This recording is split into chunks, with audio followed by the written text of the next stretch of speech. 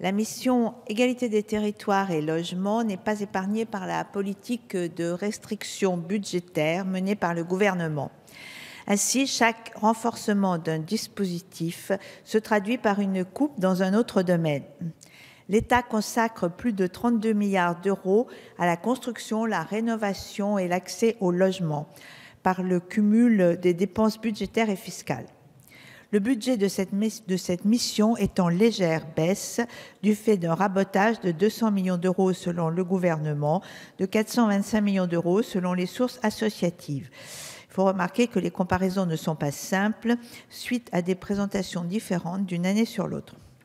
Comme l'année dernière, et contrairement aux années 2013 et 2014, les dépenses fiscales progressent à nouveau de 900 millions d'euros.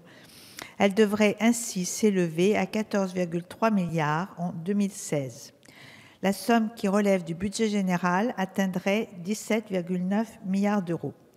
Sans remettre en cause l'utilité d'une partie de ces dépenses fiscales, on peut s'interroger sur l'efficacité réelle de l'ensemble. Comme le souligne le rapport annexé à la loi de finances pour 2016, les dispositifs pour favoriser la construction de logements locatifs privés ne conduisent pas tous à une offre de logements à caractère social, dont les besoins sont toujours très importants. L'objectif de 150 000 logements sociaux par an n'est pas atteint, alors même que 70% des ménages y sont éligibles. Davantage de logements très sociaux, financés par les PLAI, prêts locatifs aidés d'intégration, sont construits aujourd'hui avec 34 000 prévus en 2015, soit 25% du total. Ceci contre 12 000 en 2012. La proportion reste modeste quand on sait que 70% des demandeurs de logements sociaux sont éligibles à ces PLAI. Certaines mesures sont intéressantes. Ainsi, il est proposé de proroger pour 3 années supplémentaires le prêt à taux zéro, éco-PTZ, destiné au financement de travaux de rénovation énergétique. De même, les bénéficiaires des aides de l'ANA seront éligibles à l'éco-PTZ.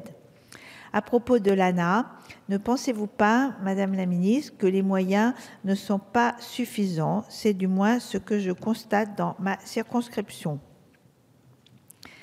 L'hébergement d'urgence mobilise un budget d'intervention important de 1,6 milliard d'euros en 2016, en augmentation de 6%, ce que nous approuvons. Cependant, ces moyens seront-ils suffisants pour répondre aussi à notre devoir de solidarité du logement pour certains réfugiés? Je m'interroge sur la réforme des APL. Concentrer les aides sur les ménages qui en ont le plus besoin n'est pas en soi une mauvaise orientation, tout au contraire. Cependant, les 225 millions d'euros d'économies pour 2016 seront affectés au budget général sans contribuer aux nécessaires aides au logement. Quant à la partie égalité territoriale de la mission, lors du comité interministériel aux ruralités du 14 septembre 2015, le gouvernement s'est engagé à renforcer l'attractivité des territoires et la qualité de vie de leurs habitants. Ainsi, 725 millions d'euros sont prévus pour les actions territoriales des contrats de plan État-région. Le dispositif d'aide aux maires bâtisseurs est enfin lancé. Enfin, le fait que la possibilité du prêt à taux zéro soit étendue bien au-delà des zones tendues est tout à fait bienvenu. En conclusion, ce budget est dans la continuité du précédent. La politique de défiscalisation continue de se renforcer, alors même que son efficacité dans certains domaines reste à démontrer.